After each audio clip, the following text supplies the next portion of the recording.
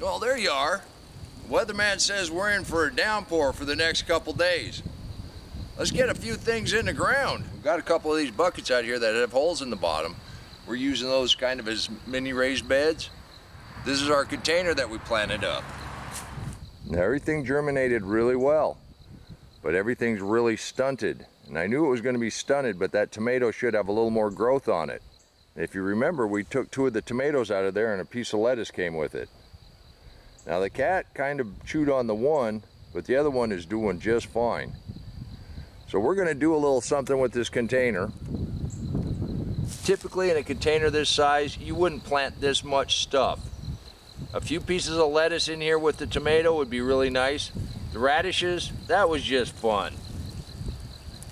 I mean, that's just to show you you can grow radishes on your windowsill. And since you can eat the whole thing, it really does spice up your salad.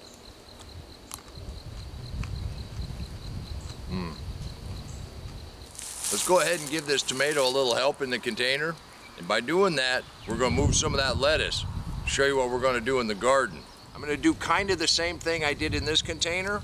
I'm going to use the tomato that we took out of that container that we germinated with the rest of the stuff. Now you know our process. Pinch out those lower leaves.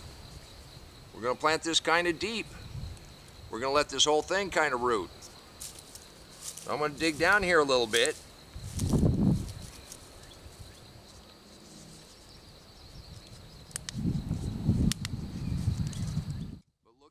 But look how nice that has rooted. We'll put that down in there. It's going to be down there a ways. We're just going to backfill. I'm going to go ahead and put a couple of these lettuce in here. That's going to help this small container out. So I'm just going to dig out a chunk of that lettuce. I'm going to split it just like that, and then I'm going to split it in half. I'll put a little pile right there. Snug that down in. Move over a little bit. Put a little bit more in.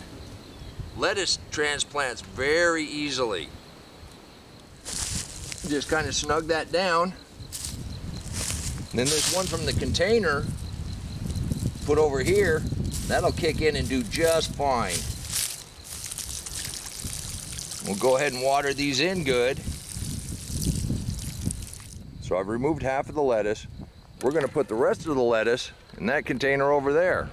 Not only are we going to put that lettuce in here, we're going to go ahead and put some Thai basil right in the center. We'll go ahead and take all the rest of the lettuce out of this container, just like I did on that other one. Just break it into a couple clumps, put it down there in that soft soil.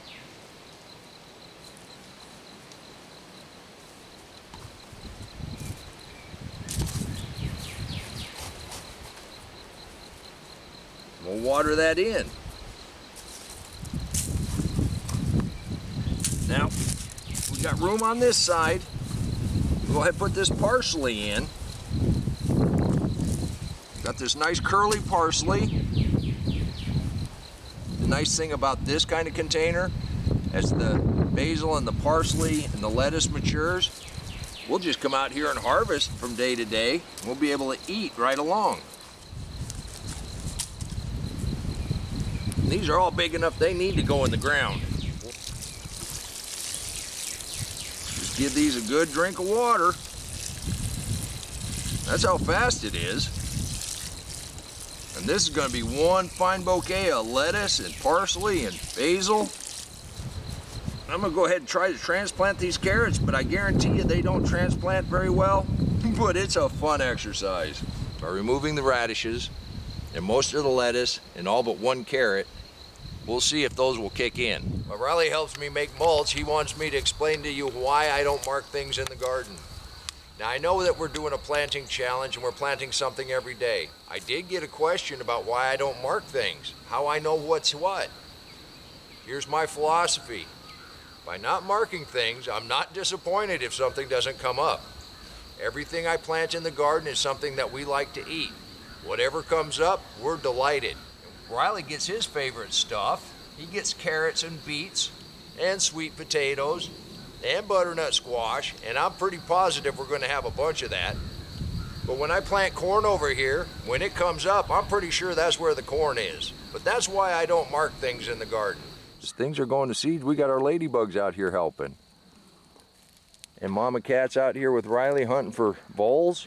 Sometimes when you're looking in the deep mulch, you get your first strawberry. And this is why we do it. Oh my gosh. This is much better than I thought it would be. Oh. Riley says you can do this too. We want to thank you for stopping by for a visit. Well, these have been out here all winter long. And since we have them little cute little baby radishes and I need something for a salad, with this weather changing, this thing's tightening up. Let's go ahead and clip this and see what we get.